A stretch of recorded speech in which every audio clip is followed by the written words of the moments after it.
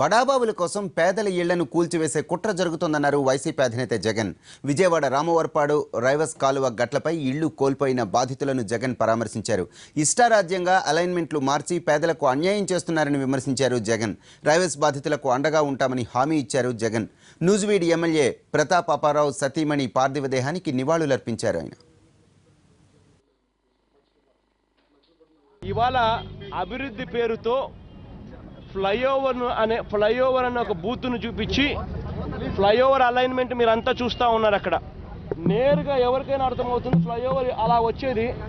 అలా corporator hotel వాళ్ళతో తెలుగుదేశం పార్టీకి చెందిన కార్పొరేటర్ హోటల్కు లాభం చేకూర్చే దానికోసం అలైన్మెంట్ మార్చారు. అలైన్మెంట్ చూస్తేనే ఫ్లైఓవర్ అర్థమవుతుంది ఏ రకంగా తిప్పారని. ఫ్లైఓవర్ ఆ కార్పొరేటర్ తెలుగుదేశం కార్పొరేటర్కి చెందిన హోటల్కి సంబంధించి తీసేస్తే నేరుగా ఫ్లైఓవర్ ఈ రోడ్డు మీదకి ల్యాండ్ అవుతుంది. ఎవరి ఇళ్ళు పోవాల్సిన పని లేదు. అలాంటిది ఫ్లైఓవర్ అలైన్మెంట్ తిప్పి 120 ఇళ్ళు కూల్చేశారు. మరో 500 ఇళ్ళు కూల్చేదానికోసం అని చెప్పి ఏమాత్రం కూడా మొహమాటం లేకపోకుండా చంద్రబాబు నాయుడు గారు గ్రీన్ సిగ్నల్ ఇస్తా పోతారు. ఇంతకన్నా అన్యాయం ఎక్కడన్నా ఉంటుందా? పోనీ వీళ్ళ దగ్గర నుంచి ఈ స్థలాలు తీసుకునే కార్యక్రమం ఏదైతే బలవంతంగా వాళ్ళకి ఇష్టం లేకపోయినా ఏదైతే చేస్తున్నారో వాళ్ళకి ఏమైనా కాంపన్సేషన్ ఇచ్చారా?